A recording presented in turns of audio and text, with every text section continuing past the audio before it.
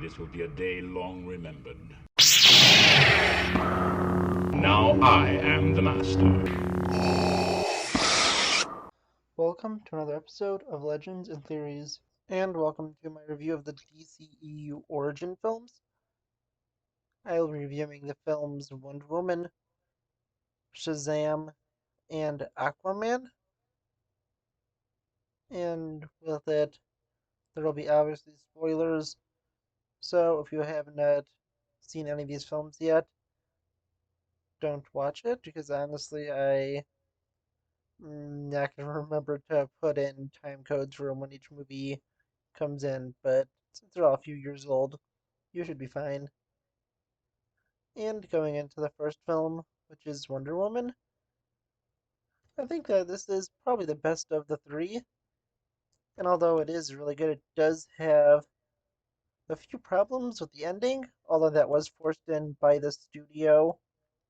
And I'm not blaming it on the crew or anyone, I'm just blaming it on Warner Brothers, who wanted to have it be a more action-oriented ending.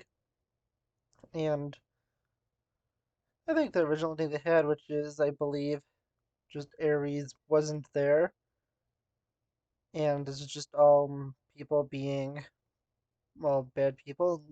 That made a lot more sense. It would have been a lot better ending, and yeah, I think that is a way more interesting ending.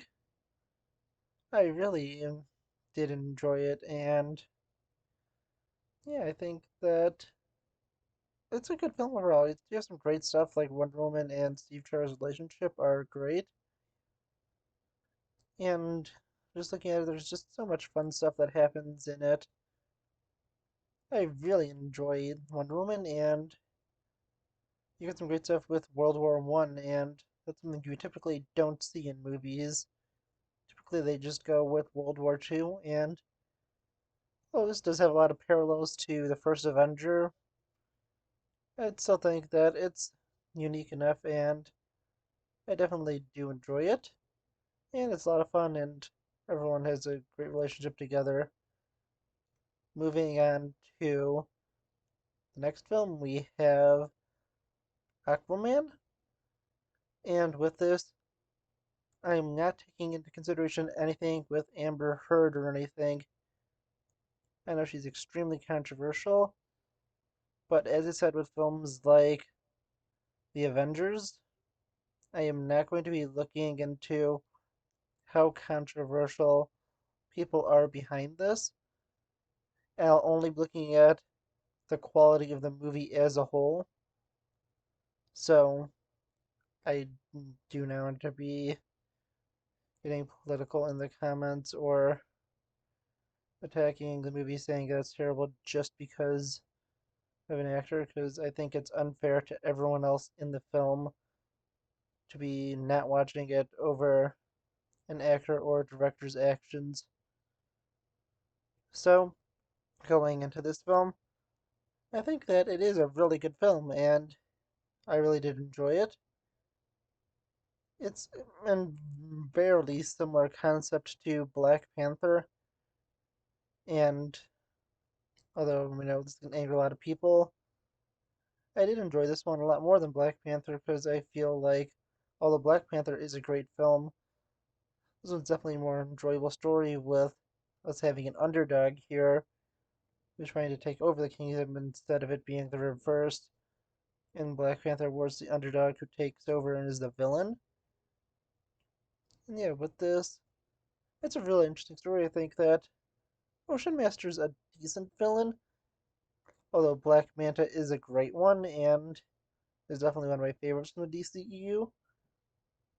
And he was a really great villain, and I definitely hope he has a major role in the new Aquaman film that comes out later this year, I think. But yeah, with it, I think that it's going to be really interesting to see as how this all changes with the new film, with everything going on. But I just love the characters in this, and Just speaking of Mira, again, I'm not saying anything about the actress, but I think Mira was a good character in this. She had okay chemistry with Jason Momoa, although well, apparently that was all done in post-production. It was a really hard thing to do. And yeah, honestly, with this film, I think it is really good. I would definitely recommend to watch it. And I had a lot of fun watching it. Moving to the final film in this, which is Shazam. This is a really fun movie. It's definitely not my favorite, but it's probably the most fun of all the DC films in recent years besides the Lego Batman movie. But that's a completely different type of movie, so that's understandable. And with this, I think they did a really good job in making it, and it really felt like, it was a kid who got superpowers. I know there are some people who don't like the film because of that, and they don't see Billy as, acting in a certain way, and he's a little too childish, but he is, I think, around the age of 10 in this, and it definitely makes sense for him to be acting this way, and I really did enjoy that. I think he did a great job in the role, and I had a lot of fun watching it. But yeah, I think that it was a really enjoyable time. Shazam has a pretty good villain in Dr. Savannah, and the Seven Deadly Sins are interesting to be in there. But looking at it honestly, I just had a lot of fun, and I think it was just a really great time to watch this. I saw this in theaters, and I just had a lot of fun watching it. I think that just the family dynamic was cool, and it was all really interesting. But yeah, with that, I want to know what you think of this. Did you enjoy these films? Do you not? And which one is your favorite? And which one's your least favorite? Please let me know in the comments. I'll see you all in the next episode of Legends and Theories. Thank you for watching this episode of Legends and Theories.